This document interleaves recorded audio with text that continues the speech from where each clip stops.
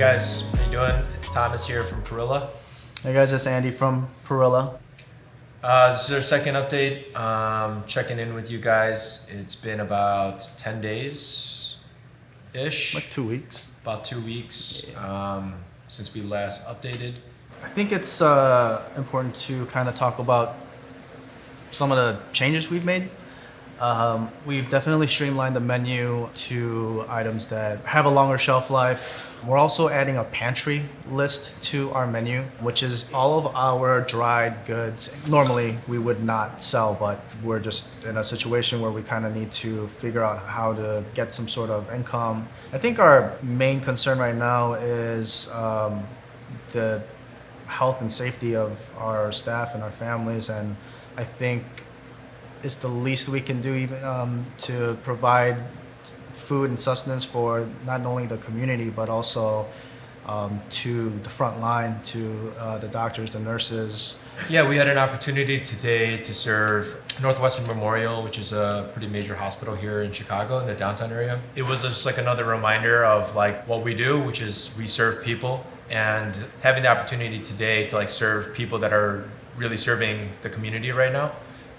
And as Andy just mentioned, people that are putting themselves on the front line during this battle. We've both been in this industry long enough to understand like at the core and essential part of our job is really service to others, service to our team.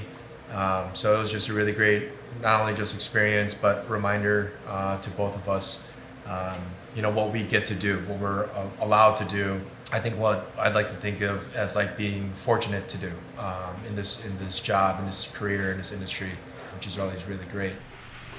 So, we're asking all of our guests to call their orders in through us. We're delivering in a house so that the vendors like Grubhub, Uber Eats, whatever, don't take 30% off of nothing that we're not making. So it's trying to end the robbery. Initially, it works for us, because we're just because we have the in-house business, but because that doesn't exist anymore, we're completely reliant on this now. And unfortunately, when they take 30% off the top, it's just like, what are we left with, So we got to pay our guys, we got to pay all our overhead, and then we end up losing money to these people. Evil companies, man.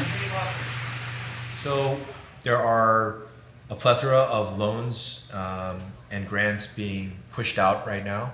Unfortunately, like most of the situation is that these grants are in some cases like almost unattainable. The other challenges that restaurants are facing is, we're fortunate that we were already doing delivery when we opened the doors here, but there are so many restaurants that never did delivery or did a very light version of it. So now you have a huge saturation of everybody just kind of hitting this delivery system. And I could say Uber Eats is one that's completely waived off commissions, which is absolutely amazing to see. Unfortunately, some of these other delivery services out there, they're not waiving commissions. They're still taking their cut, which is, for maybe most people out there, they don't realize this, but the cut is tremendous. In some restaurants, it's really not beneficial to do delivery because of the cut that these delivery services are taking. I think the worst part about some of these delivery services is the fact that they're doing a huge marketing push to try and get operators to run, they're called promotions. So just to give you an example, there is a promotion out there right now, and they've even dressed it up as, it's called support for support. And the whole idea is to support your local business and restaurant. But that whole promotion, it takes 33% of the revenue that the restaurant would get, and it just completely eliminates it. I don't know what the easy solution is. It's do you remove yourself off from that market share and completely all the visibility that you get from being on those apps and paying those commissions and making less money? Or do you take a little bit less and trying to manage it all yourself? It's well, then we have staff being at risk, driving around, delivering food. It's just a really, really challenging time as far as decision making goes. I feel like it's just usually it's just clear cut and dry when it's day-to-day business, but with this situation now, it's on top of manager and chef and everything else. Now you got to play lawyer. You got to be an accountant during these times, and it's just something just completely unforeseen. Truly, if there's anything we can do, please let us know and contact us. I would not be able to do this alone. I would have crawled into a hole somewhere a long time ago. But fortunately, I do have an incredible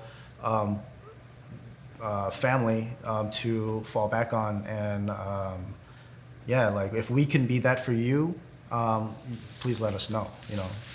Please don't hesitate to reach out.